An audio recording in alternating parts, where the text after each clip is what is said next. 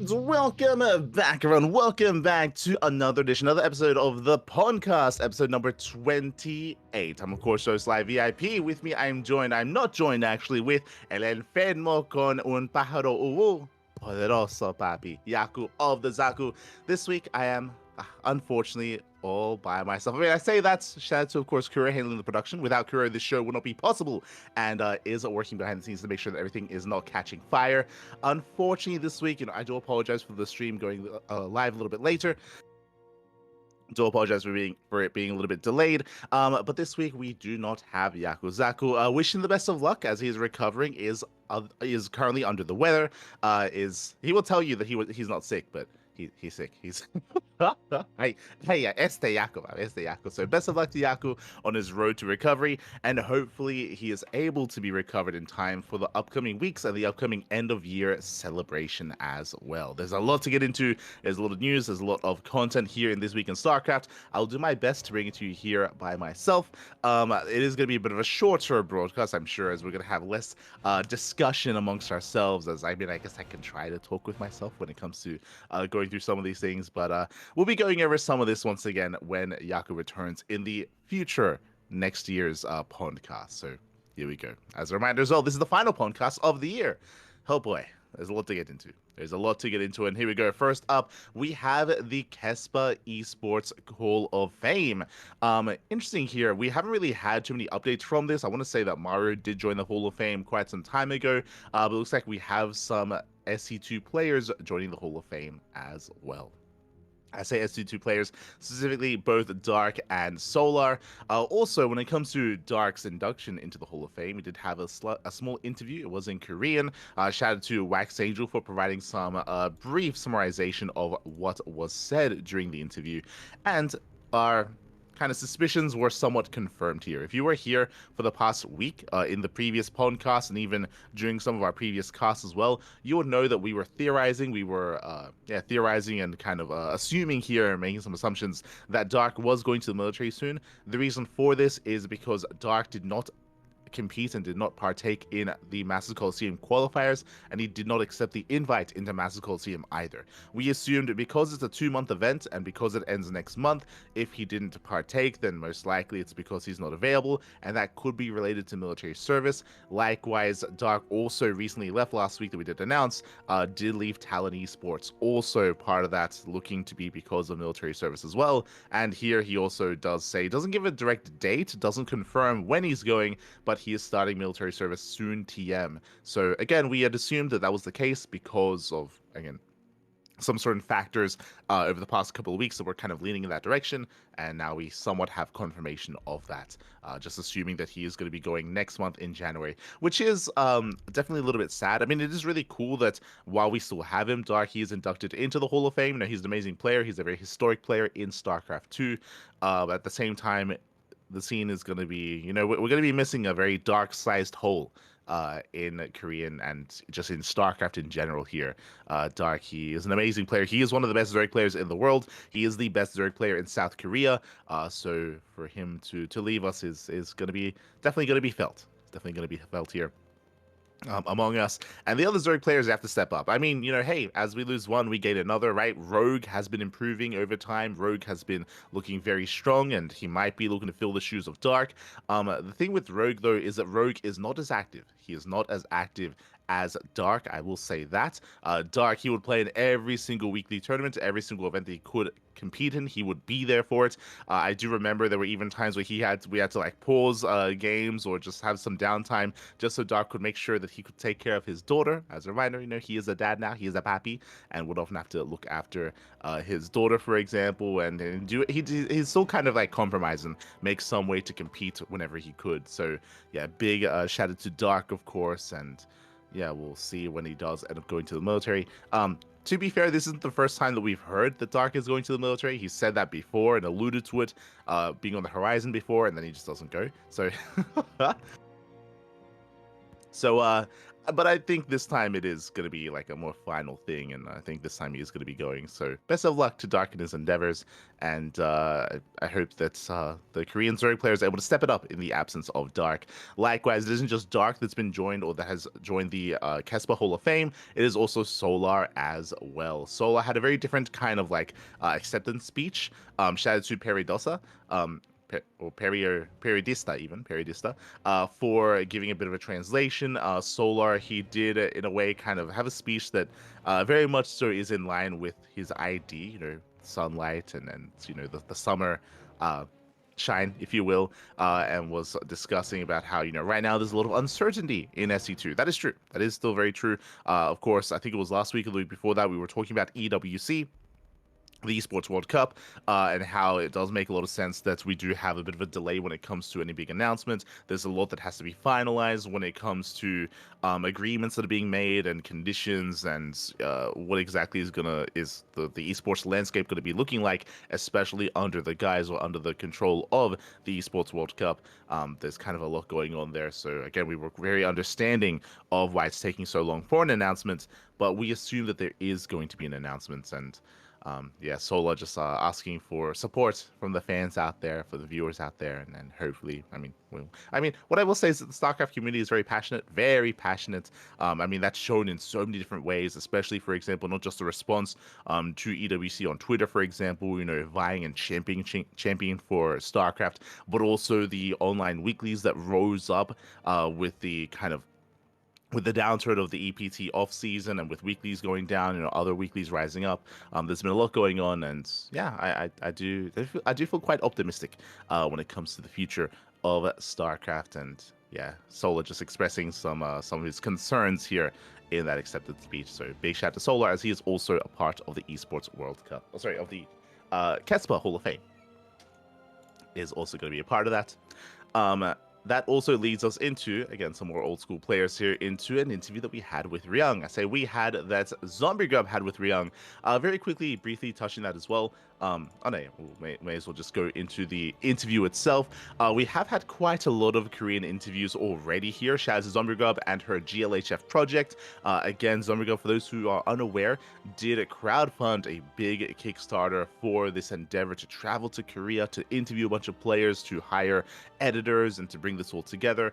For those that are unaware, these are the raw interviews. This is not the official kind of documentary project. Right now, Zomagub is releasing all the interviews by themselves, like kind of like the raw interviews in a way, and that's all going to be compiled later into that documentary series, where it's going to be a little bit more structured, where of course we're going to be bringing together all the perspectives, and a more narrative is going to be told, I'm sure. So this is still the early days of the project itself. It is really cool to see that, of course, all the interviews were conducted and they are being released week after week after week. We've had interviews with Crank, interviews with DRG, interviews with Gur, which was really cool to see, Wolf as well, and many others. So every week we have an interview to talk about. I know that Yaku has a lot to say about this interview as well. I mean, Ryung is very near and dear to our hearts. Ryung, of course, he's the ex-Axiom player. We have very close ties to Axiom. One of our tournaments is even named after Ryung as well. So we got a lot of love for Ryung, and the interview itself was quite nice. Shout out to Maddox. Maddox was the translator for, I believe, most, if not all, of the Korean interviews that Zombie did conduct. What I will say though, and Yaku and I we had a very brief conversation before we went live here, just because he did want to make sure that his own thoughts were expressed, and I do wholeheartedly agree with those thoughts. And that is that this is a very short interview. It is, I believe, the shortest interview of all the GLHF interviews. It's like 20. It's not even half an hour. It's like 25 minutes. It's a very short interview, and because that it feels very surface level. There were some really nice questions, and we got to get a little bit of insight from Ryung, but it wasn't very in-depth, and it did feel like it left a lot on the table here, especially when it comes to his time being spent in some of these teams and some of these team houses, in some of these environments as well, and his kind of thoughts and his perspective from certain eras of StarCraft. We did hear a lot more of that from DRG, for example, but the questions weren't really asked here to Ryung, which was kind of weird. He was asked about, like the Imba moment at GSL, and he was asked about like his introduction into pro gaming and into Brood War, then following into SC2. I think that early section is really good. But post that, Wings of Liberty and Heart of the Swarm, there was very little that was asked of him, which was really weird. Specifically, we were discussing, and I brought up the fact that, because I remember this, because this is when I was getting into StarCraft, Ryung, he was the MVP of, I want to say, season 1 of 2013's GSTL. I remember they spoke with Wolf. They had a more in-depth conversation with Wolf regarding GSTL and what it meant to the players and what it was. And I think that was very, very, very, very well done. Likewise, they also asked Crank about it because Axiom were the final champions of GSTL, and Ryung was the MVP. Ryung, he was the ace player of Axiom for a long time in GSTL, and I think it would have been really cool to have heard from his perspective. I know at the time he had a rivalry with Innovation as well. For those who do not know, Axiom, in the first season of GSTL, they were on their own. It was just Axiom. I say that. It was Axiom Acer, but Acer was a bit of a smaller team. MMA was, of course, involved alongside Scarlet. It wasn't until the second season that Innovation got involved, the second season of GSTL. And in the first season, Ryung was the MVP, not just of the team, but of the league.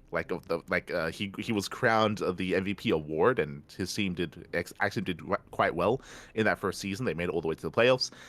In the second season, he was kind of like, he had a rivalry with Innovation, and they had like this back and forth. Innovation ended up winning the MVP award that season, and I know that there was not necessarily hostilities, but there was definitely like banter between Ryung and Innovation in that time as well. And it would have been really nice to have heard from that. Likewise, really nice to have heard kind of his rise to the top as well in that era, because that was like peak Ryung as well. Yeah, I feel like there was a lot left on the table, and the interview did feel surprisingly brief. Which is definitely a bit of a shame. I think part of it might also be specifically the two shortest interviews that we've had so far from the GLHF series are Ryung and DRG. And part of that may just be language barrier in a sense. What I mean by that is typically Zombrigub has been conducting these interviews herself. As of course they've been in English, and I'm sure it helps that she's maybe able to elaborate and maybe ask follow-up questions that weren't necessarily written down. So like they can go more in depth and have a more back and forth conversation. Here, because they're being translated, I'm sure Zombrigub wrote down a bunch of questions for Maddox to ask, but there's not necessarily like any kind of further like delving into a question or asking some more in-depth for some more in-depth answers. Zombrigub did that with Crank, but his interview was in English, so so it's a little bit different. So I think that might be part of the reason why specifically both Ryung and DRG's interviews are much shorter, just because they're being asked specific questions, and there isn't really much further than that. Which by no means is any fault to Maddox. Maddox is there to translate, but like it is missing that kind of like that touch from Zombrigub, which is what was a little bit more interesting about some of the other interviews, is that they got to have more of a discussion and more of a back and forth. So that might be a reason as to why. That would make sense, at least in my mind, a reason as to why specifically these two Korean interviews are a little bit shorter. That does make me a little bit concerned when it comes to the future Korean interviews that are going to be held. But I hope that we're able to still get some nice like content and nice information out of them. And I still obviously do wish the best of luck when it comes to the future interviews. But that is just something that I've noticed so far when it comes to both Ryung and DRGs. And we'll see if that trend continues with future interviews as well. We'll see. I hope it's not the case. Again, I'm a big fan of these players, and I would love to hear more from them. Fingers crossed. Huh? Another little bit of a fun fact as well towards the end, or when it comes to a question that was asked here, which does coincide with what we know, is Ryung. He was asked about Idra. He was asked about because Idra did actually stay with Slayers for a time. And again, this goes back to the fact that I do think that they had a lot of questions regarding like the Wings of Liberty era of StarCraft. It was just post that where they didn't really get too much in depth, but he spoke about his experience with Idra, and he was talking about like, he had heard that like maybe Idra was like a little bit of a showman on the foreign scene, but Idra was like really respectful when he was with them, even more so than some of the other Koreans. And this does go in line with what we know about Idra. For those who don't know, Idra, like surface level, has a reputation of being like a little bit BM, especially amongst the international scene.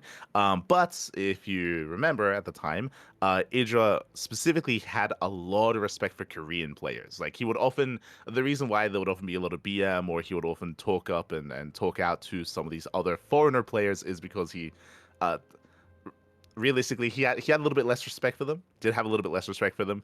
But when it came to the Koreans, that's where he, especially after staying in Korea, like he did really hold them in high regard. And yeah, that's kind of like confirmed here, as Ryung is telling us stories about how, like, Ija would often, like take them out to eat and pay for their food, and would often like be quite respectful and give them advice and all this stuff, and was very, very nice to them. And yeah, that just goes in line with what we already know about Ija. So yeah, it was just really really fun to hear that perspective, just because even though we've heard of this, we don't really get to hear a lot from the Koreans that were staying with him to like actually get their side of things. So was really nice to hear. So yeah, just like a little fun fact. But regardless, with that, that is the Ryung interview. I do recommend tuning in. Again, even though it is a very short interview, it is definitely a lot of fun, especially if you are an old school fan of StarCraft, and if you're a fan of Ryung. Do recommend it. Even if you're not, so even if you're just curious and maybe you're a newer fan of StarCraft and you're a little bit less aware of some of the of like Wings of Liberty, Heart of the Swarm era of StarCraft, and maybe you see these players compete in modern StarCraft, but you don't really know their story or how they started or their background. Do recommend it. It's pretty good. Is pretty good. A lot of love to Ryung. As that concludes some of our news of the week, and now we can go into some of our tournaments instead. Oh boy, this week we had a Sea Duckling Open. If you're curious, what is the Sea Duckling Open? Well, it is a tournament that we host here on the CranKy Ducklings. We did host it not too long ago. It was on Friday, but we did actually have a replay cast afterwards, as we were unavailable to cover it live at the time. But this is a tournament series that we have been running for many, many years. This is how we began as the CranKy Ducklings, with Sea Duckling Open back in 2017. It's been many, many years. It's been over 7 years of StarCraft, over 7 years of Sea Duckling Open. The first one was back in October of 2017, so over 7 years. Crazy, crazy. And yeah, it was really cool to see some new competitors and some new champions as well. We had Move and Deception competing for the first time here in Sea Duckling Open, and Deception, and coming into it, I mean, things are looking quite strong for Move. He went undefeated all the way to the grand finals. He 2-0'd Dark Lorlax, he 2-0'd Battle Pants, he 2-0'd Deception as well. Like Move, like when I was seeing this, when I was adminning, I was like, damn, like he's he's just gonna clean sweep everything. But Deception, he had a really nice run when it comes to the format. Because the signups were a little bit lower this week, there was double elimination. Double elimination, that means there was a second chance, there was a lower bracket, and Deception, he bounced back, he fought back, went all the way to the ace match in the grand finals, and he won it in the end. So a very, very very fun and very cinematic kind of finale to the tournament, where Move was kind of the heavy favorite, and then Deception came in as the underdog and won it all in the end. So congratulations to Deception. Again, they're both newer players to our tournament circuit. We had more of our regulars. We had Zertanus, Werehog, Cos Phoenix, Fizz Serpent. We had some newcomers as well. And yeah, it was really cool to have everyone getting involved here. I should also emphasize Sea Duckling Open. This is an amateur event. This was for a long time Bronze to Diamond. Now this has been changed to Bronze to 4.2k MMR. So it is for some lower tier players. Basically, the cap is around Diamond 1, low Masters 3 is kind of the cap for this tournament. So yeah, it's really cool to see some newer faces here in our tournament series, despite how long it's been running. And yeah, it's just a way to incentivize players to compete, to improve, and to rank up every time. So GG, well played to Deception. Fun fact: Deception, he isn't necessarily a new player. Fun fact: Deception, he actually used to compete, because I was checking out his history when it came to his account, and I was asking him some questions as well. And Deception, he was an active player back in Heart of the Swarm. Back in Heart of the Swarm, he was very active, and he didn't ladder at all in Legacy of the Void. He did not ladder at all, didn't touch the game. Initially I thought it was a new account, but I was like, oh no, actually this account was active back in Wings of Liberty and Heart of the Swarm, not at all in Legacy of the Void. And this was his first time playing and competing and laddering as well this season, since what, 2015? So it's been almost 10 years of being away from the game. And yeah, did very well for himself. GG, well played. Hope we see more of Deception, and I hope he does continue to compete and improve over time. Otherwise, with that, that is the end of this week's or this month's Sea Duckling Open. As a reminder, this is a monthly tournament. Every single month we do host this, and the next event is going to be in January. So do check that out. Do check that out. As we head on over here to Nation League. Nation League has been a fun kind of Nation Wars-esque tournament, but for more amateur players, there is more of an MMR look around this tournament. So once again, is for amateur players. And I believe the semifinals were held this week. The semifinals were held. We were predicting which teams would advance on and which teams would make it into the grand finals. I remember at the time, my favorite team was Brazil, and Yaku's favorite team was Italy. So they were going back to back. They were duking it out in the semifinals. In the end, Italy did take it. We did have a back and forth, is what I will say, but in the end, Italy gets the 4-2 over Brazil. Italy advances on to the grand finals. Brazil down to the third place match. Likewise, in the upper semifinals, we had a match between Peru and Hungary, and Peru did take the win here. So again, a little Latin American representation. Do love to see it. Peru does advance on to the grand finals over Hungary. It was a much closer series though. Went all the way to the ace match. Barely went the way of Peru. And next week, I believe, is going to be the finals. I say next week, 3 days. 3 days from now is going to be the finals. We will soon crown our Nation League number 5 champions. We'll see which nation it's going to be, and we'll give you guys some updates on the next podcast. So GG, well played. Best of luck to Peru, Italy, Hungary, and Brazil. Again, they're also playing for money here. It is top three. Top three do get paid out. You don't want to be landing in that 4th place. So best of luck to that 3rd place match as well, as there's still a lot on the line. Best of luck. Heading on over, not necessarily an amateur event, but something a little bit more unorthodox. Not the first, but we have had a lot of 2v2 events recently. This is unique, though. This isn't just a 2v2 tournament. This is a 2v2 SC Evo tournament, which we don't often get to see.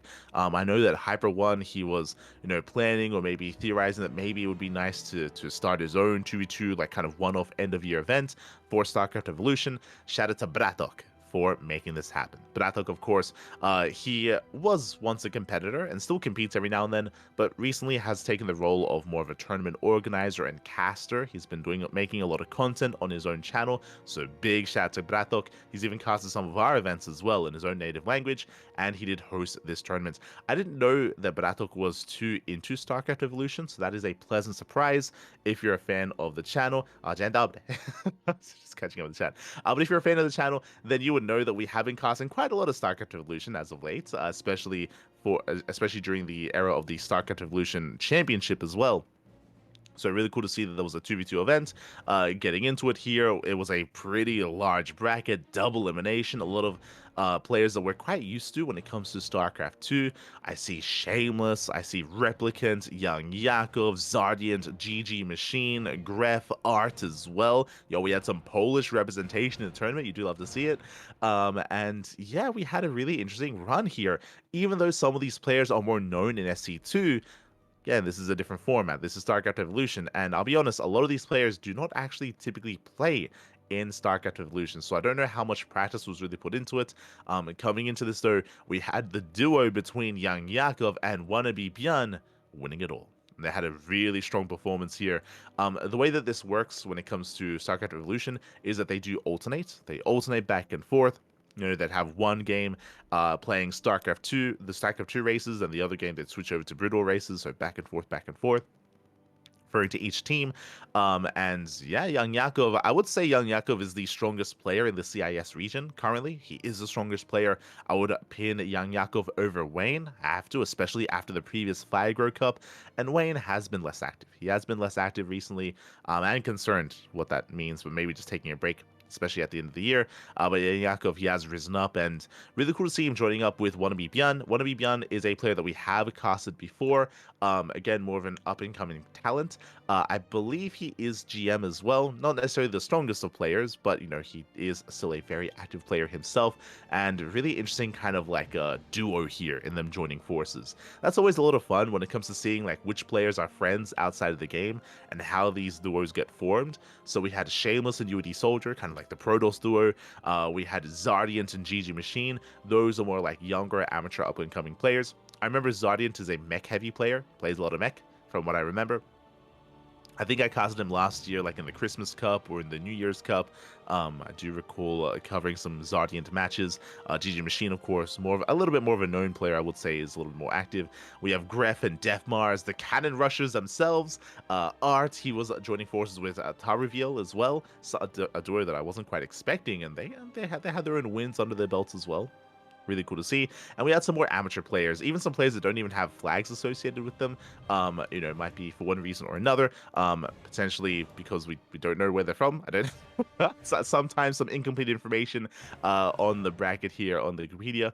But shout out to Quokka. I appreciate the name. Quokka, papi. Alongside his teammates. They actually brought down Shameless and UD Soldier. That's a surprising result. Like Shameless and UD Soldier, I rate them very highly when it comes to StarCraft 2. So for them to fall early on is a surprising result. But regardless, in the end, Young Yakov and Wannabe Beyond, they did have a very dominant performance. They were forced into the ace match against Replicant and Tiger, and that was a sign of things to come. As Replicant and Tiger, they were able to blaze through the lower brackets and have that rematch as well, but was a 3-0 in the end. So congratulations to Young Yakov and Wannabe Björn. Is this a sign that maybe Young Yakov is willing to play a little bit more StarCraft Evolution? Maybe it was just a one-off thing. It's hard to say. It's hard to say.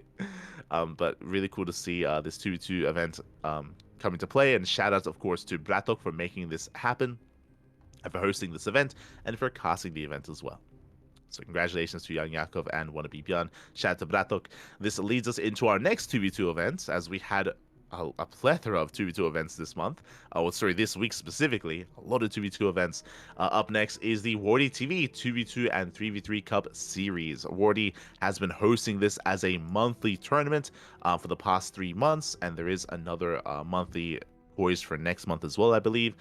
Again, Wardy, he was testing out these team game tournament series, and he found that there was a lot of viewer interest. So because the viewers were there, he did start to host this more regularly. Again, just as a monthly, not as serious. But yeah, with this was on SE2, not StarCraft Evolution, and we did have our teams facing off here. Once again, really interesting duos. We had Arrowfire and Baby Marine. Alpha X boys joining forces. We have Björn and Shin. That's an interesting duo. Typically in these 2v2 events, I don't know if you've noticed, but Björn, he's usually teaming up with Maru. We've seen a lot of Björn and Maru together, but something has happened. I mean, Björn and Maru, they haven't been too successful, that I will say, in these 2v2 events. We've seen them go down time and time again. So Björn, he joins forces with Shin. Shin, who I would say is his rival currently. Like, we talk about this all the time, but during the off-season of EPT, Björn and Shin, they have been facing off so often in these online tournaments. And here they join forces. They do team up. We have GG Machine and Shameless. I would say a bit of a stronger duo than what we saw in StarCraft Evolution. Milky Cow and Wayne. Wannabe Björn and Young Yakov. Once again, Wannabe Björn and Young Yakov. It could be a friendship there between the two of them, as they join forces more than once now. Art and Tiger, Def Mars and Gref, Honmono and 3-Point, the Hyper Boys. Makes sense. Yep, the Hyper duo, if you will. Moja and Optimist, Azura and Mute. That is a weird one. I'm not gonna lie. Azura and Mute joining forces. Italy and Peru. I would not have expected that duo to be formed. Very interesting. We had Dolan and Hardwell, Boanan and Eba. I don't think that's the last time we've seen Eba join up with Boanan. I think we've seen that before. But Eba, I could be mistaken, but I feel like every now and then he has a different partner. Here he's with Boanan. I think we've seen Eba alongside, obviously, Jumi, famously, was alongside Jumi. But Eba, he had joined forces with Young Yakov not too long ago as well in one of these other tournaments. So yeah, Eba, a little bit fickle here, has been teaming up with a lot of very different players time and time again. It was Iba and Kokot. There we go, Iba and Kokot. I wanted to mention, so you said Dolan and Hardwell. If you remember, Hardwell is Zen, I believe. So maybe Yes. they met at Chisadelphia. Yeah. If you recall, Zen is a 2v2 specialist in the Americas region, so it makes sense for Dolan to meet up and team up with Zen, aka Hardwell. So really cool to see that duo. Sunset, UD Soldier, Vindictive, and Backpack. I like that. Backpack was like, carry me on your back, Poppy, carry me. And he did his best. Shout out to Miguelito. Did his best to carry Backpack. Did his best. Laser and Lambo, a good friend, like a Zerg duo, I should say. Lemon and Nanami Chiaki, and Trigger and Uwu Thermal. Coming into the tournament itself, when it comes to some of these results here, we had a big result coming in from Trigger and Thermal. They were able to take down Beyond and Shin 2-0 and take down Lambo and a Laser 2-1 as well.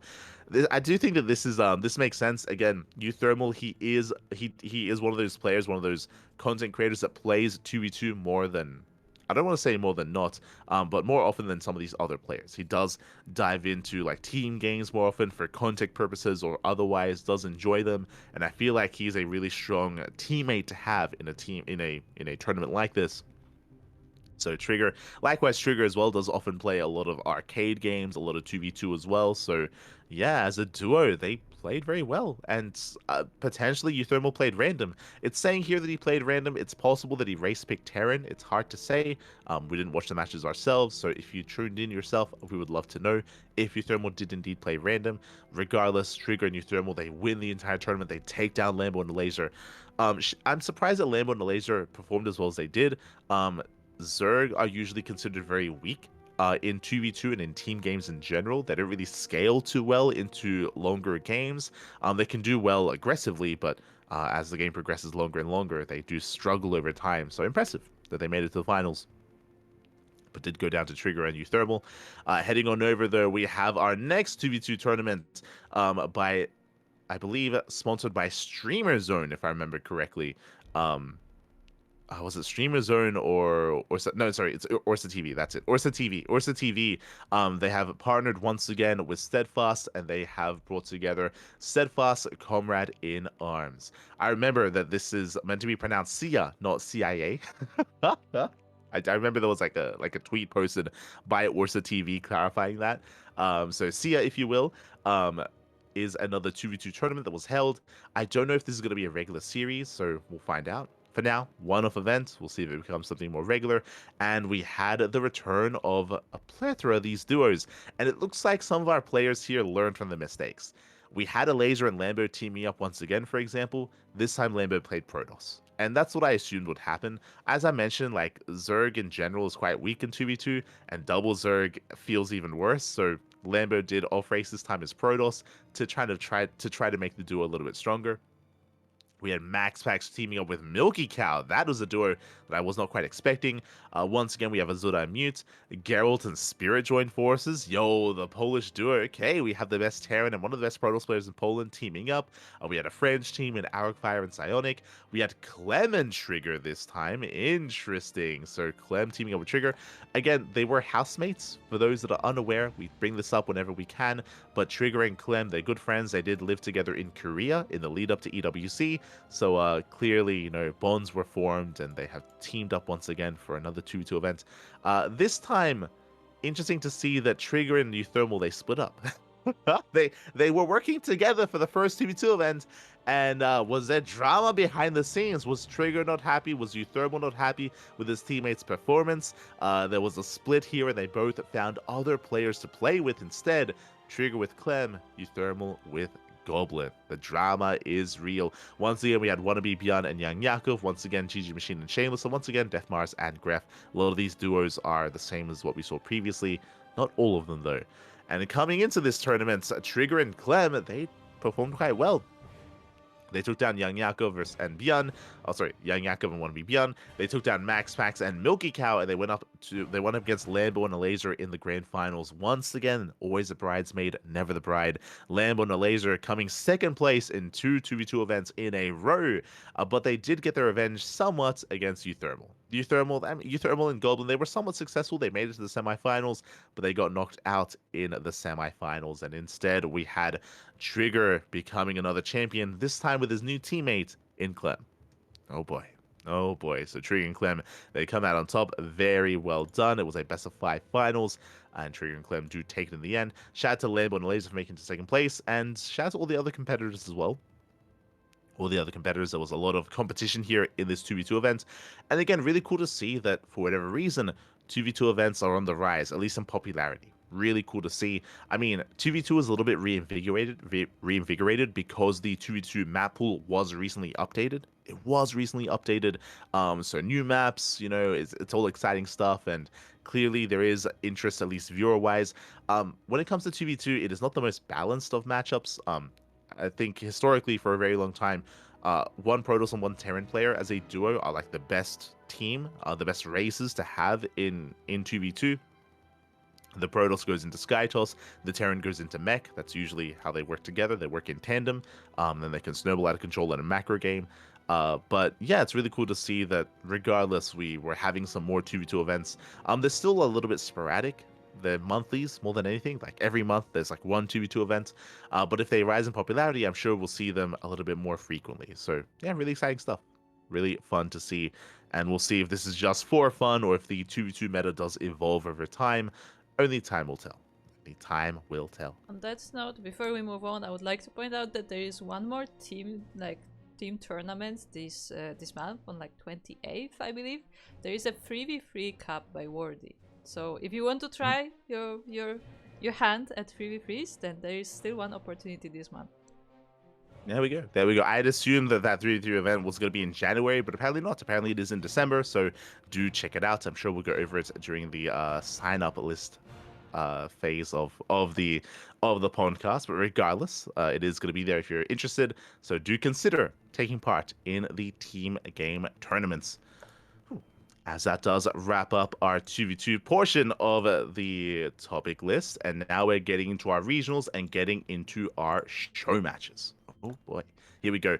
And we have the return of the Little Stormy Cup. I want to say that this event went on hiatus. Yeah, it did.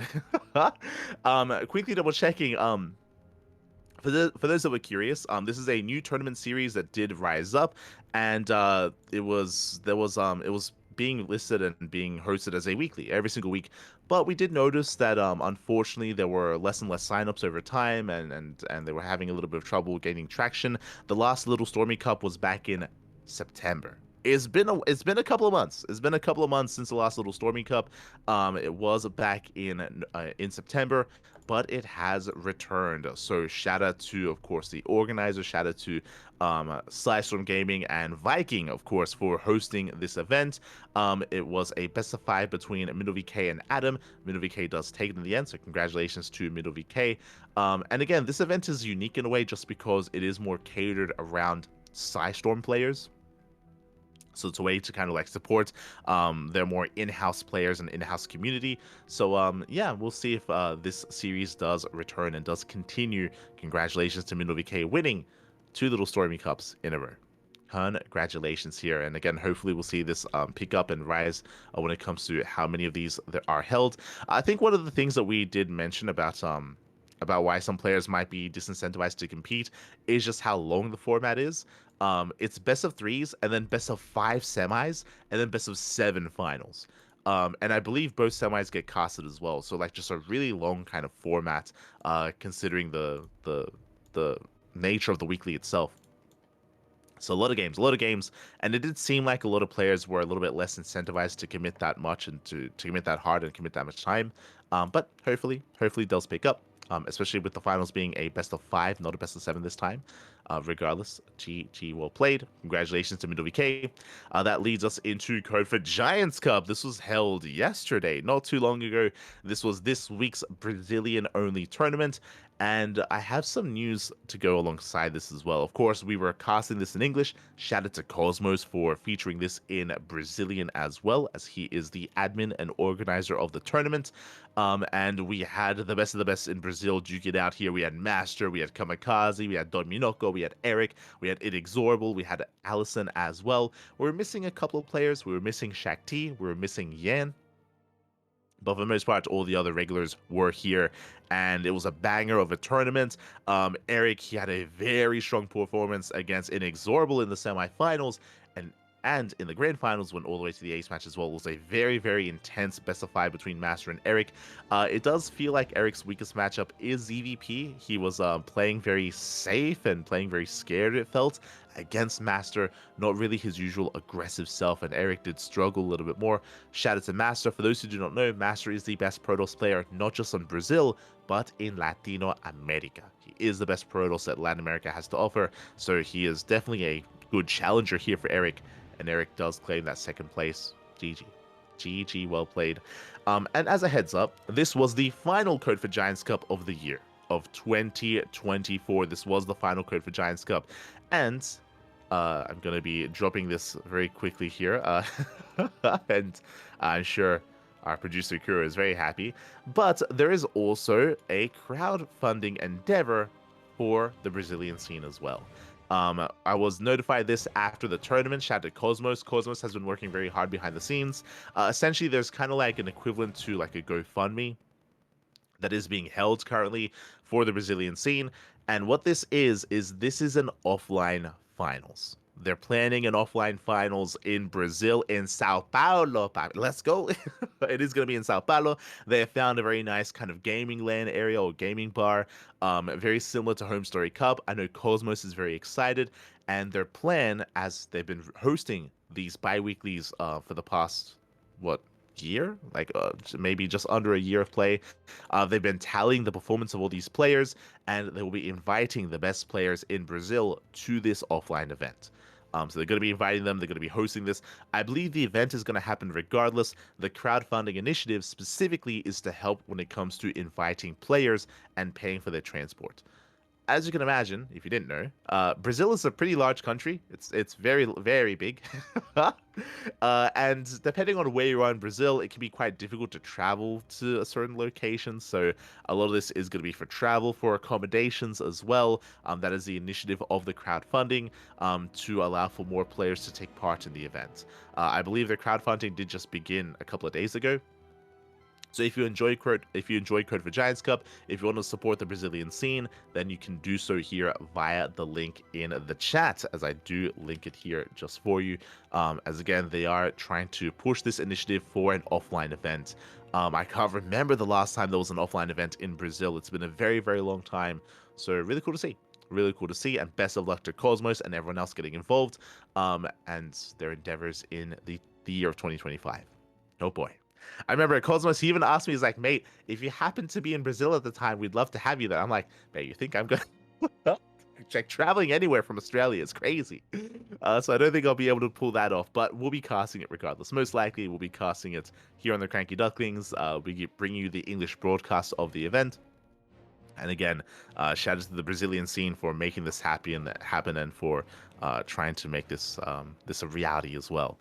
So big shout out to Cosmos, big shout out to the Brazilian scene.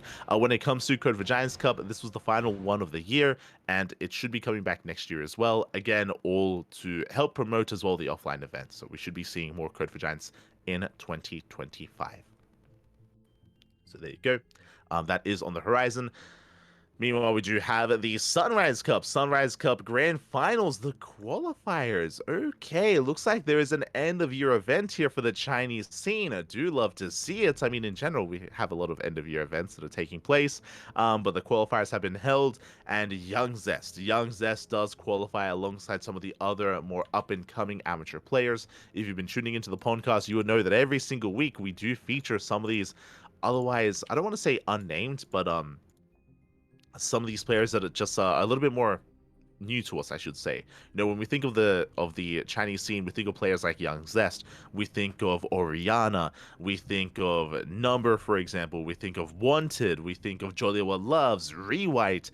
There are a lot of players in China, and recently, over the past 2, maybe 3 months, we've been seeing some of these bigger names. Nanami Chiaki comes to mind as well. We've been seeing some of these bigger names fall to these otherwise more amateur names or unknown names to us. Specifically, they are players that don't even have English IDs. So every time we have to like translate who they are, we do have to try to pull that off. But congratulations to our Chinese Terran player, translating to South 9. We have Tsukino Deer as well. He's won quite a bit of Sunrise Cups and online tournaments. And I believe we have another player. We have um, Yu Ling. Hold on. Yu Ling. Okay. Another Chinese Terran player qualifying through. And again, it's always great to see these more up-and-comers like have a bigger and better chance to really showcase themselves and make a name for themselves and improve. We have noticed that here. Again, the Chinese scene has been very vibrant, very much so, despite some things that have been working against them, like the NetEase, like Chinese servers going down, for example. The Chinese scene has been very much so alive. I mean, shout out to SC Boy for being a big part of that as well. And we've been seeing a lot of a lot of players rising up as of late. So really cool to see. Best of luck when it comes to the main event. The second qualifier is going to be in 2 days. In 2 days' time, there's going to be the second qualifier. That's all going to lead into the big main event of the Sunrise Cup. Again, for those that are curious, Sunrise Cup is a weekly Chinese focused tournament. It does focus around the Chinese scene and Chinese region, and great to see that they'll have a kind of big event to end the year, to end 2024. So I'm going to be looking forward to that. Again, we'll be going over the results of that event in the up and coming podcast. Up next, we have some show matches. We have the Super 7 number 23. Oh boy, we've had a lot of show matches here over the past couple of months, and we have a very strong showing from Zoun. Zoun versus Bunny in a best of 7. Now, for those of you that are maybe curious, like, Bunny, did he not retire? I was afraid he did. Bunny was very active this year, very much so. But Bunny, after EWC, that was what, like 3-4 months ago at this point, he stepped away. He went on hiatus. We haven't really seen much of Bunny for a couple of months at this point, ever since the Esports World Cup. But Bunny, I want to say like 2 weeks ago, made his return. I don't know what it was. Specifically, it was during the Masters Coliseum qualifiers, the Korean qualifiers, and then the global qualifiers thereafter. Bunny did suddenly show up, and he's been looking pretty good. I mean, Bunny, in those qualifiers, he took down Trap, and he forced Gumiho to the ace match. More recently, after the qualifiers, he played in the Lima League. He played in a bunch of online open cups. He took down Gumiho. He got his revenge against Gumiho. I think he took him down 2-0 in the most recent KSL. Bunny has been getting better and better results very quickly as well over the past couple of weeks. Here did struggle though. Here, Bunny did go down 4-0. Despite Bunny's accolades over the past couple of weeks, that is not enough to carry him through this best of 7, and Zoun gets the 4-0. GG, well played. Very big win there for Zoun. Considering how hot Bunny has been as of late, it is a very impressive result here by Zoun. Zoun, of course, he did return sooner than Bunny, in a sense. Like, Zoun, he came back from the military. Zoun has been grinding for the past couple of months.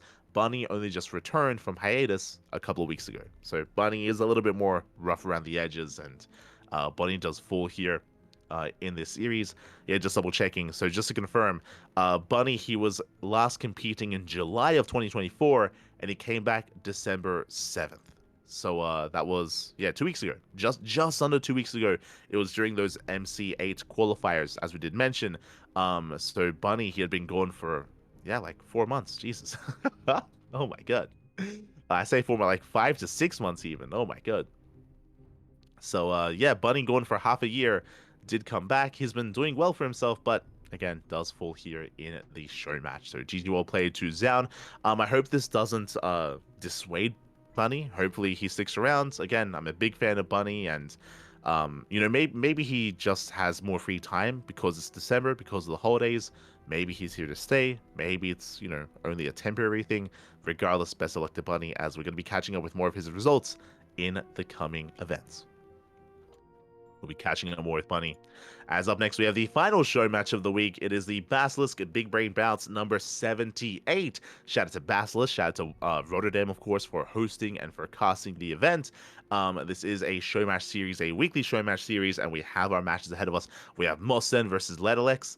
Very unfamiliar with these players. I think I'm familiar with Ledalex a little bit more, but Mosten does face off against him in a best of five. Mosin does take the win, the Hungarian Protoss player. We have UED Soldier versus Cuckoo, a player that I haven't seen in quite some time. Not UED Soldier. UED Soldier is very active. He plays in a lot of online tournaments. But Cuckoo is a player that I haven't seen since, what, like Home Story Cup 25? It's been a while. It's been a while since I've seen Cuckoo. So, in my mind, he may have been a player that was gonna like silently retire. Just to confirm this, just to make sure that I'm not crazy. Um, wow, yeah, yo, my memory. The last tournament he played in, there were two last tournaments to be fair. Home Story Cup 25 back in June, and then he played in one OSC King of the Hill after that. One OSC King of the Hill, also in June 28th. So Cuckoo, similarly to Bunny, where Bunny he last played in July and he just came back in December. Cuckoo he last played in June, just came back in December as well. So Cuckoo has been gone for half a year. It's been quite some time. I just assumed that he had silently retired. And again, his last big showing was, Home Story Cup and that OSC King of the Hill. But great to see him back. It's always fun seeing these players that you don't see for a long time that do step away from the game. But remember, you're never really gone. Remember, you can't leave StarCraft that easily, Pappy. You can't leave. We'll hold on to you, Pappy. We'll hold on to you. So shout out to Cuckoo, as Cuckoo, he does go down, but expected result, I would say, because Cuckoo has not been around since June. It makes sense that a player that has been grinding this entire time to be favored. So I'll be honest, this feels like a bit of a mismatch. Not gonna lie, the fact that UED Soldier has been grinding and is very active and is on the rise, and Cuckoo's been inactive for 6 months. So kind of an odd one, but UED Soldier does take the win there in the end. Cuckoo did take a game, true. Shout out to Cuckoo for taking a game. And that leads us into Nickrecht versus Cham. I don't know what it is about the Bassus Big Brain Bouts, but they have a lot of love for Cham. Cham has been playing in a lot of these show matches. Like it's like every other week. Every other week, like Cham is there. And I personally appreciate it. It's always fun to see Cham, just because I'll be honest, I think this is the only thing that Cham plays in. I like Cham, he doesn't play in open cups anymore. He used to. Like Cham used to be the grinder. Like he used to play in everything. Cham, he used to be full time a couple of years ago, just because one, the cost of living in Mexico is quite low, so it doesn't take much to be able to afford utilities and afford food and all that stuff. On top of that, Cham was playing in every single online tournament he could and winning a lot of them, so he could actually afford, alongside his salary, to actually be full time and play. And that was the case for a number of years. This was like back in 2020, 2021. But Cham has been less active. He's been less active starting last year, like 2023 into 2024. Cham, he doesn't really play much. Like he would play in WTL for Starlight Twinkle. He'd play in these show matches, and that's kind of it. That's which is a little bit sad, considering how active Cham used to be. And I'm a big Cham fan, obviously, from Latino America, the Mexican Zerg player, big fan of Cham. But he has been very much so less active. And once again, I want to make sure I'm not crazy. I'm curious. I'm just gonna double check his history of matches here to see if he has been playing in anything else. Bassus, Big Brain Bouts, Big Brain Bouts, Big Brain Bouts. Cham, he has been playing in the OC midseason playoffs, but even then he didn't make too large of a run, but we have been catching up with the midseason playoffs. And yeah, it's mainly like WTL and show matches. WTL show matches, just not as active as he used to be back in the day. So yeah, it's been a little bit sad seeing his inactivity. Despite that, this is where he's been more active and where he's been thriving. Bassus, Big Brain Bouts. He does take the win here over Nickrecht. There was a back and forth. Nickrecht has been looking very impressive as of late. But what I will say is that, at least from the outside looking in, at least from what we've seen, it does feel like Nickrecht, his strongest matchup currently is TVP and even TVT. Like I've always rated it quite highly for Nickrecht. TVZ does seem like the matchup that he is a little bit weaker in. He's very aggressive, very in your face, but not as successful as some of these other matchups. So Cham does take the win in the end. I want to say it was last week that Cham, he competed against Fiant and also brought Fiant down as well. So yeah, for whatever reason, maybe Rotterdam also has some love for Cham as they keep bringing him back and they keep showcasing him against other European talent. And always great to see more of Cham. I wish we saw more though. I wish we saw more of Cham, as he does get the win here. And that leads us into the main event, Alasia versus Hearthstone in a best of 5. Alasia does take it 3-0. Again, this feels a little bit like a mismatch. Nowadays, Hearthstone, he isn't as much of a competitor as he is a content creator, and is quite successful. Don't get me wrong, he's very successful. He's got a big YouTube channel. He makes a lot of content, a lot of fun, kind of content ideas, and he does a lot of casting nowadays as well. Less so competing, and yeah, Laser does claim the 3-0. I guess now that I think about it, initially I said this was a mismatch. I think I want to take that back a little bit here because even though Hearthstone has been focusing a lot more on content creation, Laser has been focusing a lot on Stormgate. We were joking at the time coming into Home Story Cup where Laser took a big break. Alaser, he took a big break from competing after EWC. Alaser wasn't really playing in much at all. I mean, a lot of players took a break, to be fair. A lot of players did take a break, but yeah, Laser, he wasn't really competing too much in too many tournaments. Just to confirm once again, yep, ever since EWC, that was back in July, Laser, he only played, I mean, he didn't even really play in WTL. He's been playing in team games, 2v2 events, 3v3 events, he and then Home Story Cup. So Laser has been very inactive post EWC. And if you're curious, what was he doing after EWC in that period of inactivity? Stormgate. Laser was playing a lot of Stormgate, less StarCraft 2. So yeah, now that I think about it, maybe this was at least on paper a bit of a better matchup, but in the end, Laser does take the 3-0. Laser, ever since Home Story Cup, has been more active. He of course was invited to Home Story Cup. He's been playing in more online tournaments. I say more, he's been playing in online tournaments, period. He wasn't playing in anything after EWC.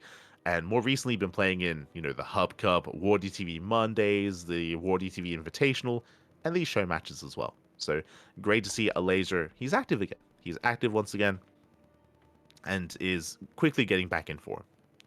So it is great to see. It is going to be important leading into next year because there is a Polish LAN at the start of 2025. So Laser he needs to make sure he's in form to be able to get his revenge over Spirit. We'll see if he can. See if he can, as that does wrap up our show matches, and we do get into our weekly Open Cups. Oh boy, there's a lot of Open Cups. there's a lot to get into.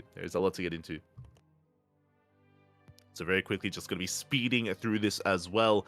We have the KSL, we have the Korean StarCraft League, and this is what I was referring to. If you remember, I was talking about how over the past 2 weeks, Bunny has been more active playing in almost everything, including the KSL. Including the Korean StarCraft League. We, of course, did cast this ourselves. We did follow Bunny's run, and Bunny faced off against Dark in the quarterfinals. Unfortunate, as Dark is very much so in form, and we followed Dark here. We followed Dark into all these ZVZs.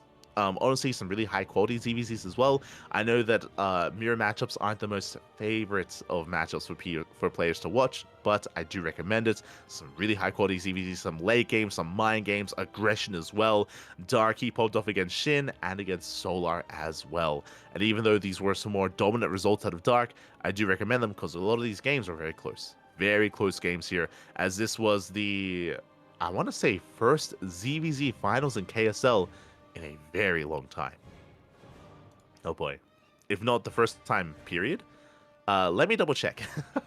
So for those that are unaware, the Korean StarCraft League, it is a bi-weekly tournament. Big shout out to Dave Test and Chicken Man. They do have their own Patreon as well, so you can support them on Patreon if you wish, as I do link it in the chat. But when it comes to the KSL, it is typically dominated by Hero. Hero, out of all players in the world, in the history of KSL, Hero has won the most tournaments, so it is typically Protoss dominated. So I want to see here, when was the last ZVZ? Okay, we have had a couple of ZVZs recently, when it comes to the finals. So just double checking. It looks like 4. Okay. out of 65 KSL, sorry, 64 KSL, yeah, 65. We have had 4 of them. Typically between Dark and Shin. Usually Dark and Shin, but this time Dark and Solar. Something I should also emphasize as well, Solar doesn't usually play in these tournaments. Solar, he is usually inactive, like in these open cups. Usually it's Dark, Hero, Shin, Beyond, Trap, all these other competitors do usually vie for, these online championships. Solar, less so. But Solar did recently leave his team. He joined Team Falcons, and that may have kind of like lit a fire under him. And Solar has been more active. He has been more active in these open cups, has been more active in KSL. So really cool to see him taking down Hero. I kind of glossed over Solar praising Dark's performance, but Solar, he 2-0 Trap and he 2-1 Hero. Very impressive stuff here out of Solar. Some of the best Protoss players in all of Korea. When I think of top 3 Protoss, I think of Trap, Hero, and Classic as the top Protoss in Korea. So really nice performance there out of Solar, but does fall to Dark in those finals. As that leads us into that leads us into the Vexliga StarCraft 2 Community Cup. This is not necessarily a German tournament, but it is a tournament organized and funded by Take TV. Take TV, they have been hosting this event for a couple of weeks now. I believe this is a bi-weekly. I want to say this is a bi-weekly tournament, not a weekly, not that much. And I say bi-weekly, I believe there was a hiatus. There was a hiatus because of Home Story Cup, right? Because they were focusing on Home Story Cup, there was a break, but now it is back, and we do have our competitors here.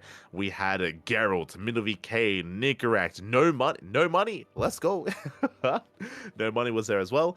Angry was there, and oh boy, we had a best of 5 finals between Geralt and Nicorect. I mean, looking at the signups, looking at the players, 100% Geralt and Nicorect are the top 2 players of the tournament, and I do rate both players quite highly. I mentioned before, when we were talking about the performance of Nicorect against Cham, how in my mind, Nicorect, his stronger matchups, his best matchups are TVP and TVT, more so than against Zerg. And this kind of showcases that here as well. Nicorect did go down in the finals, but he had a very good showing. Went all the way to the ace match against Geralt of all players. Geralt, I would say, is one of the top Protoss players in Europe. Geralt, he's like one step behind players like Skillus, for example. Like when you think of the top Protoss players, you think Skillus, you think Showtime, you think MaxPax, right? Those are the top 3 Protosses in Europe.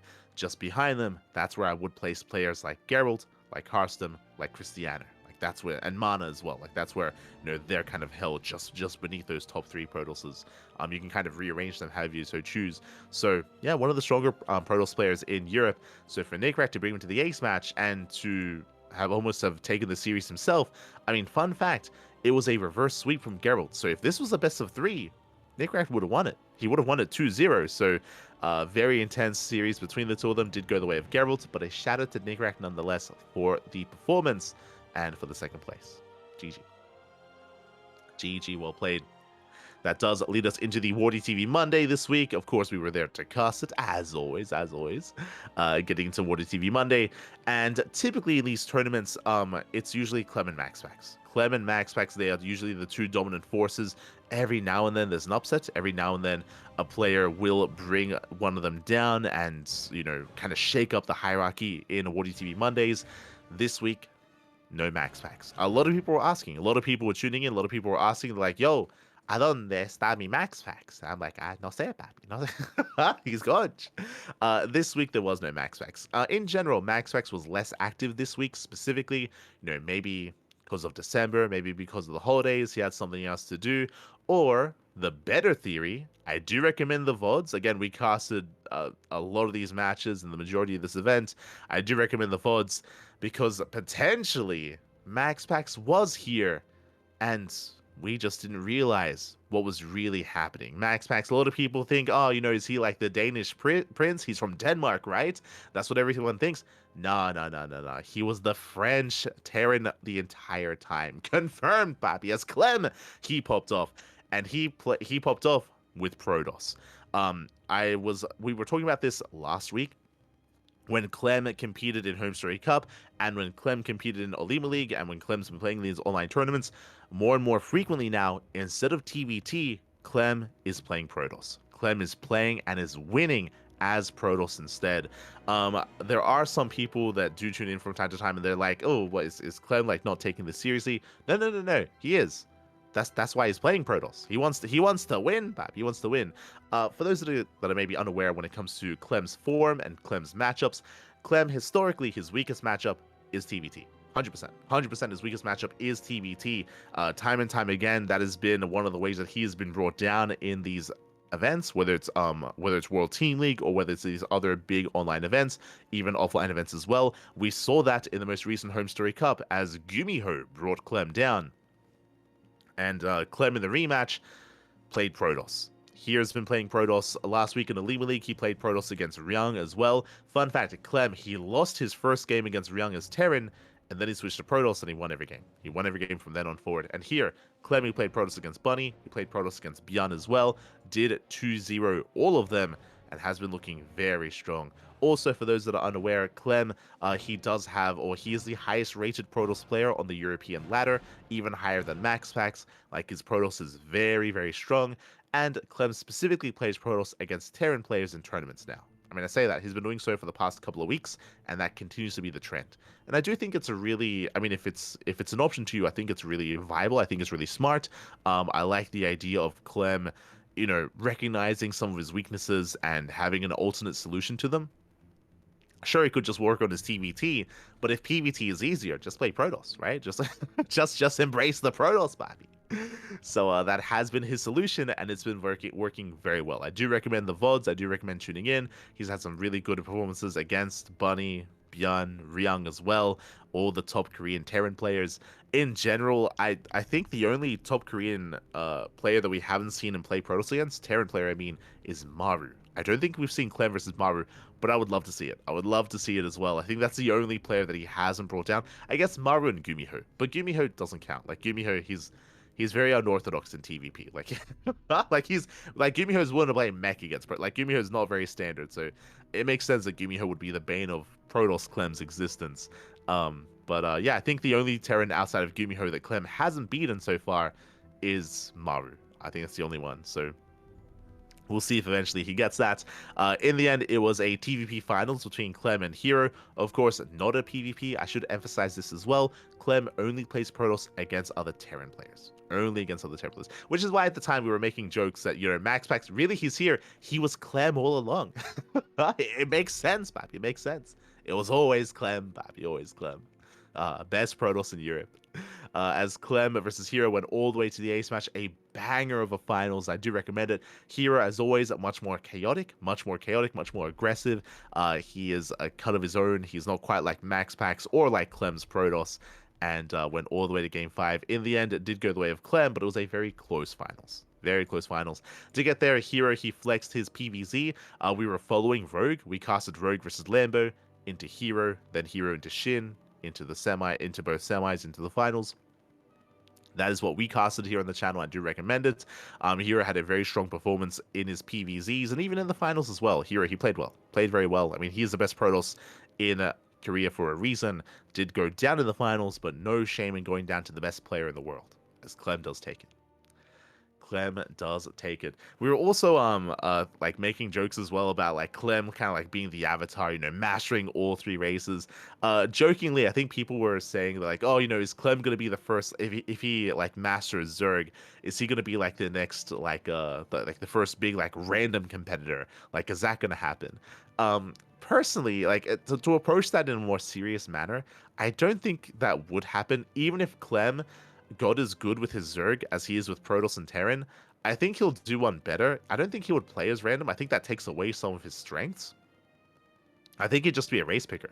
I think he'd just rely on like the best matchups that he has, and like for this, for example, right? Like he's playing Protoss against Terran.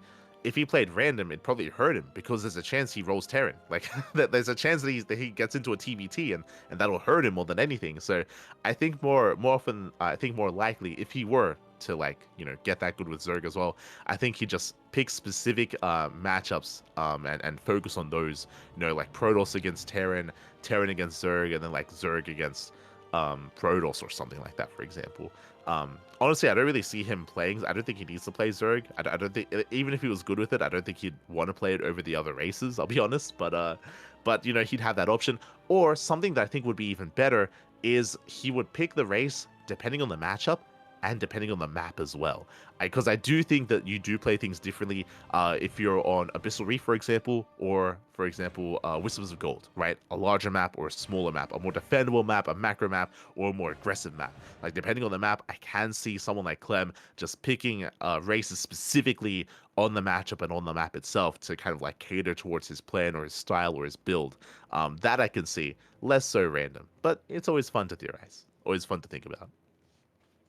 Always fun to think about, as it's not too serious of a discussion. As I don't think Clem has really shown us any want or need to play Zerg, but regardless, GG well played. Clem does take it in the end, and Clem is this week's Wardy TV champion. GG, well played. That does lead us into the King of the North number 5. Again, not the most consistent of tournaments. I want to say this is a monthly, just double checking.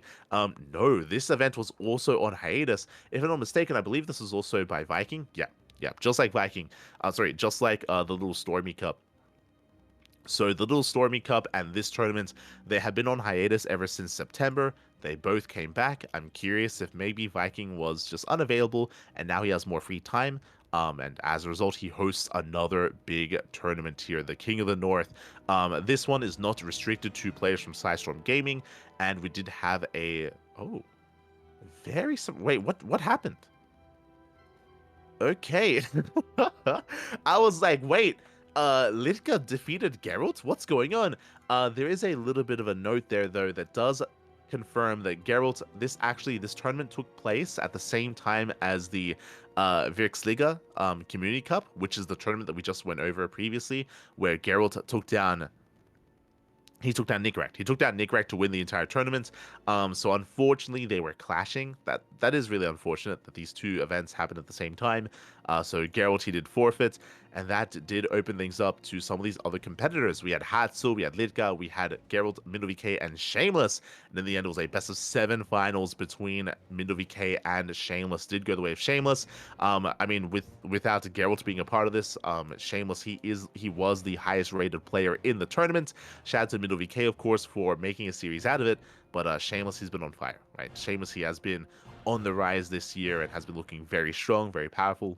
GG, well played. Congratulations to Shameless, and a shout out to all the other competitors here tonight as well. Again, it is a shame that it did clash with another online weekly or online tournament. But regardless, congratulations to Shameless. A shout out to Viking for bringing this tournament back. That leads us into the Pigosor Cup number 11. Let's go.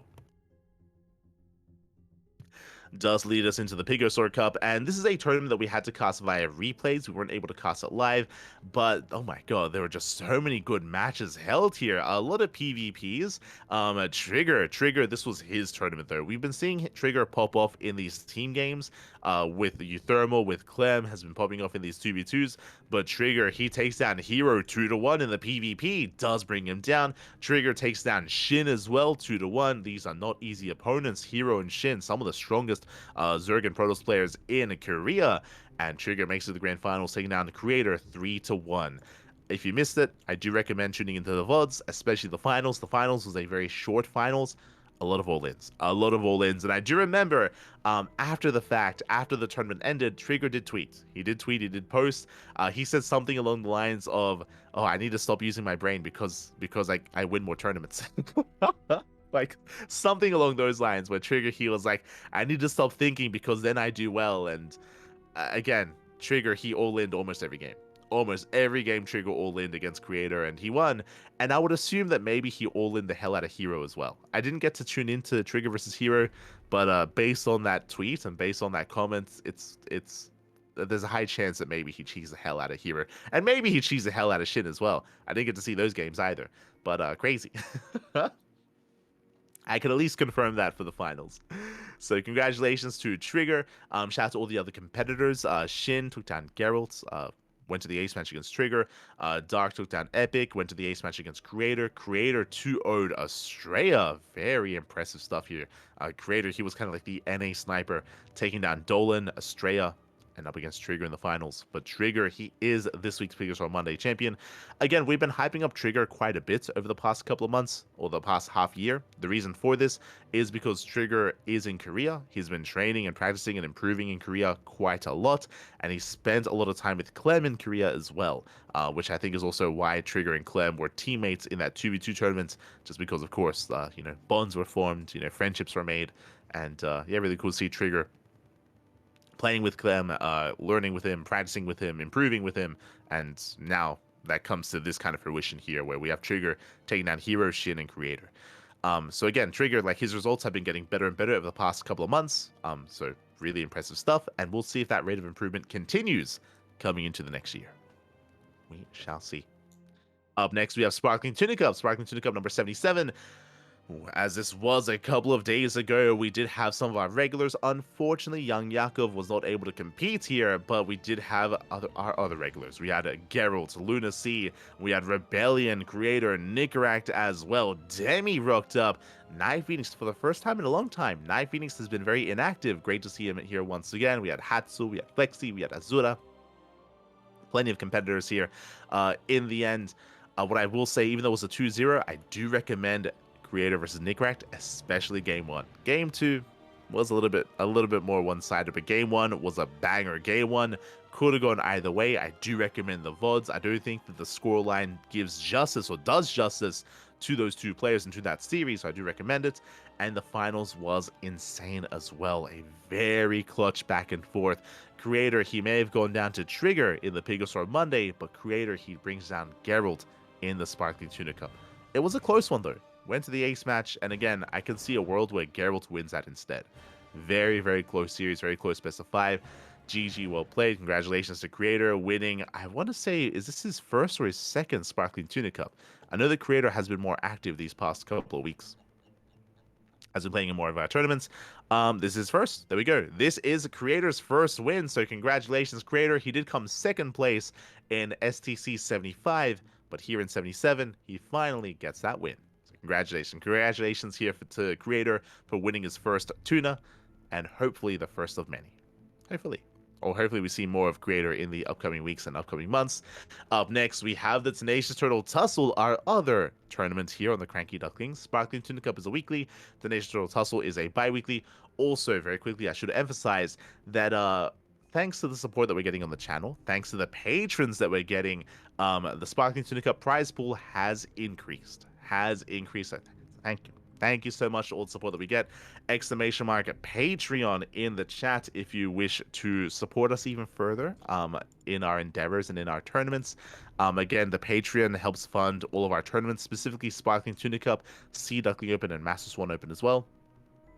And if it isn't for the support that we're getting, and then these events will not be possible. So thank you. Thank you so much for all the support. Thanks so much for boosting the prize pool. And our next stretch goal is available as well to try to boost the prize pool even further and pay out top 4. So thank you. Thank you so much for the support that we've been getting. We do appreciate it. We do appreciate it. And yeah, with that, that leads us into the Tenacious Turtle Tussle. This event was this morning. Oh boy, it was this morning. And so many of these players are animals. Oh my god, what was it? I think Shameless was letting us know that he was playing at like 6 or 7 a.m. in the morning. Crazy stuff. Like, this tournament is designed around the Korean and the American scene, not the European scene. It is open though. It is open to all players. And yo, the passion with these European players, mate, playing at 3, 4, 5, 6, 7 a.m. in the morning for some of them, depending on their time zone. I know there's a lot of time zones in Europe, depending on where you are. And animals. The passion is real though, and I've got to thank you so much, and big shout out to all these players that did take part. Despite the fact that it was a brutal time for them, they still stuck through it, and I think you could tell that they were getting really tired. You could tell that they were getting a little bit loopy and a little bit crazy and a little bit incoherent. 100%. Maybe that's just how they are always. I don't know. But regardless, Jimmy popped off. went to the ace match against Dolan, had a very close series against Dolan, but Jimmy, he took down Shameless, and he took down Geralt in the grand finals. Before that, before I get ahead of myself, shout out to Nick and Geralt, they went to the ace match once again. It feels like we're getting a bit of a rivalry. Bit of a rivalry here between Geralt and Nick as they've been facing off time and time and time again. I mean, I say rivalry, it's because they're so active, right? They're so active. They're always signing up for these open cups. You know, Geralt, Nick Shameless, Cristiano less so these past couple of weeks, but a lot of these players are on that grind. They're on that grind. They play in everything they can, and they do well. They do well for themselves, and as a result, they play each other very often. They play each other very often here. In the end, Geralt takes down Nickrat in that best of 3, and Geralt versus Jumi was very chaotic. It was a very chaotic best of 5. I recommend the VODs. It was very, I think the phrase that I used, it was a very uneasy series. Very uneasy. Like, there was a lot of uncertainty. There was a lot of like fake proxies, real proxies, a lot of aggression, a lot of mid-game aggression as well. The one game that Geralt really got into his own build and his own style was Abyssal Reef, but he was denied that in almost every other game, and Jumi, he won it in the end. Did win the tournament. Big shout out to Jumi. Really impressive. You know, I don't really rate Jumi as highly. Like, Jumi, he's just not as active. He's not as active in these online tournaments. So we don't really get to see Jumi as often. But every now and then he shows up. And he shows up well. Like, he pops off whenever he shows up. So GG, well played. Jumi takes down Geralt 3-1. Very impressive. I was 100% favoring Geralt in that series, and I still would favor Geralt in a rematch, but part of it may also be, you know, maybe one player is more degen than the other. So it's possible. It is possible. Shout out to Jumi. Shout out to Mark BT for sponsoring. Shout out to Protosigsaurus for boosting the prize pool as well. Much love here to the sponsors and to the players, as that leads us into the final events of the week. Here we go. Up next, we have the Masters Coliseum. Again, we already went over the qualifiers. The qualifiers we already did go over. The main event has begun, and Yaku and I, we had some predictions. Now, this event is a 2-month-long event. If you remember, we alluded to it earlier, but this is the event that Dark did not sign up for. So we had assumed, because he didn't sign up for it, it's because he is unavailable in January because of military service. At the start of the podcast, we went over the fact that he did announce military service, so it all led into the other. It all makes sense. It all kind of connects. But that's why Dark didn't take part. And again, this is a 2-month-long event. A lot of content, a lot of matches, a lot of StarCraft. And last weekend was Group A. Serral, Estrella, Cure, and Shin. 4 amazing players. Serral, he was poised to make it through, and again, Serral, he was favored to come out in first place, but what we did not expect was the dominance of Estrella. He popped off, he went to town, he took down everyone else, and he even forced Serral to the ace match. I highly recommend the VODs. Estrella, of course, he is known for his late game. He has some of the best late game PvZ in the world, and he did late game the hell out of Serral and took him down. It was crazy. It was a crazy performance. I do recommend it. Coming into this, I believe Yaku predicted Serral and Estrella. I predicted Serral and Shin, but my caveat there, and something that I admitted, is that Shin was less active the past 2 weeks. The past 2 weeks, Shin, he wasn't as active, he wasn't as in form, so I was kind of gambling a little bit there. Estrella clearly much more in form, and just really impressive stuff. Really impressive performance there out of Estrella. Estrella, of course, just like Trigger, he was spending a lot of time in Korea this year. He did practice, did improve, did train quite a bit alongside Trigger and Clem. So really great to see that come to fruition here. And Estrella, he is looking so damn good right now. He's looking very good, looking very strong. And I look forward to seeing more of Estrella in the coming weeks in this tournament, in the playoffs of Master Coliseum. When it comes to the other groups, I think we already went through our predictions. Coming into Group B, I think, who do we predict? I think Yaku predicted Max Pax and Skillus, and I think I went. What did I go for? Did I go Max Pax and Raynor or Rogue and Raynor? I can't quite. I'll be honest, I can't quite recall. But regardless, we'll be going over it next time anyway, because this group B is in 2 days. This weekend is Group B. We're going to be there to cast it, of course, both Saturday and Sunday. 2 days of Masters Coliseum action. We're going to be all over it. We're going to be all over Masters Coliseum.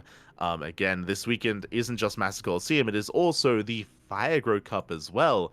A little bit surprised we didn't go over that, but I believe the qualifiers of the Firegrow Cup are underway. I think they may have even been today. I think maybe like yesterday and today were the qualifiers for the Firegrow Cup, and the main event is going to be this weekend. And we'll be going over the main events here live on the channel for Firegrow Cup, so stay tuned for that. Likewise, the Master Coliseum 8 Group B also going to be on the channel as well. Also going to be on the channel, so it's going to be a busy weekend. Busy weekend with Master Coliseum, with Firegrow Cup as well, and with Alima League. Oh boy, it's it's a lot of content this weekend. A lot of content.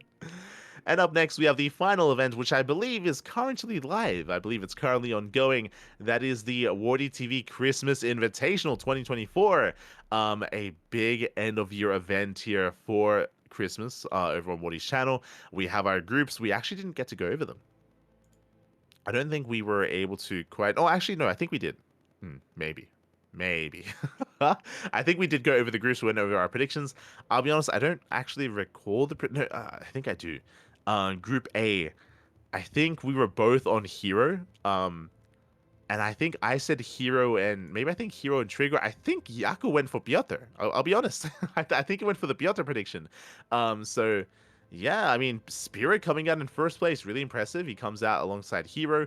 We had Clem and Björn advancing on as well over Mana and Elaser. I think we both said Björn and Clem. Yeah, I think we both were on Björn and Clem. Scrolling down, we had Max Pax and Harstem. I think I went Max Pax and Solar, and I think Yaku went Max Pax and Ryung. So really impressive here that Harstem made it through. Actually, a three-way tie. Okay, yeah, Harstem, Ryung, and Solar, they all only got one win. Only one win for each player, so there was a three-way tie. It came down to the map score. Harstem, he took one game off of Ryung and one game off of Max Pax, so he didn't get 2-0'd as often, which means Harstem makes it through. Based on the map score, Harstem, he made it through over Solar and Ryung. Very impressive. Very impressive stuff here. And a really impressive win for Harstem over Solar. I would love to see those matches, love to see that VOD. Scrolling over Group D, ooh, I think we were both on the Gumiho hype train, and I think we were split. I want to say that Yaku said Gumiho and Lambo, and I think I said my heart says Gumiho and Skillus, and my head says Gumiho and Shin. I think I was torn, and I think I went for Nikita because specifically because Nikita took down Solar to qualify for Masters Coliseum. So I'm on that Nikita hype train, and Nikita, he makes it through. Gumiho and Nikita, very impressive stuff. They do make it through Group D, and now we have the playoffs, and I believe the playoffs are currently ongoing. We have Max Pax versus Skillus in a PvP, Spirit versus Björn in a TVT, Gumiho and Hero, and Clem and Harstem. Oh boy. So usually I would be here with Yaku to predict these matches and to crown a champion for Wardy TV, the Christmas Invitational. Coming into this, how do we feel? All right. Now I don't have Yaku here, unfortunately, but no Zerg, no surprise. Jesus. I mean, I say no surprise. A lot of the top Zerg players aren't here, but you have some of the best. You have the best Protoss players and the best Terrans in the world. Like you have Clem, you have Hero, you have Gumiho, you have Max Pax, right? You have like the best Protoss and the best Terran players. You're missing Mario, but that's really it. That's all you're missing here. So you have very, very strong Protoss and Terran representation. When it comes to Zerg players in this invitational, no Serral, no Raynor, no Dark.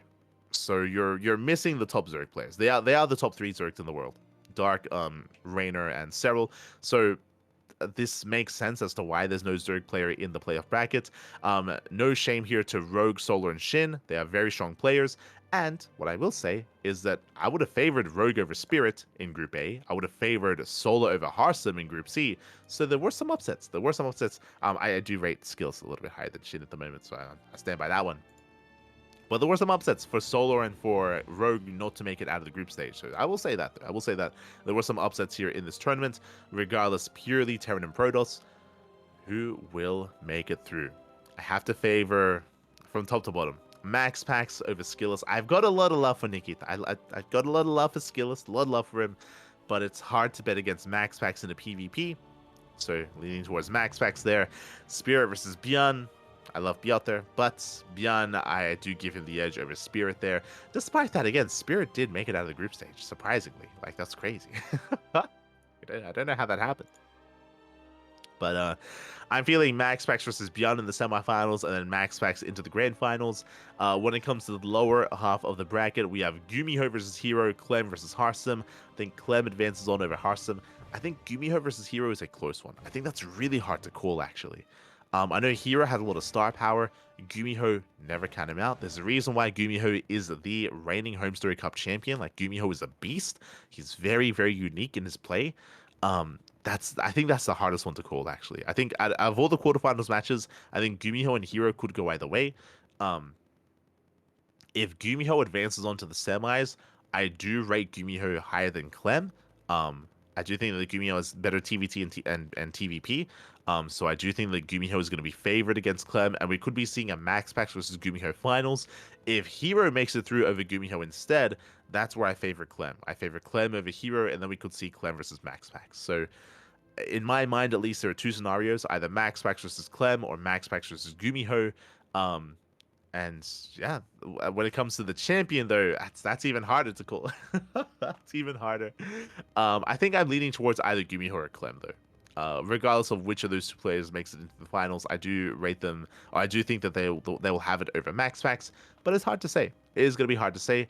A lot of different variables are going to come into play, a lot of possibilities. Upsets have already happened in this tournament. Upsets could happen again, and I do recommend checking out the event itself.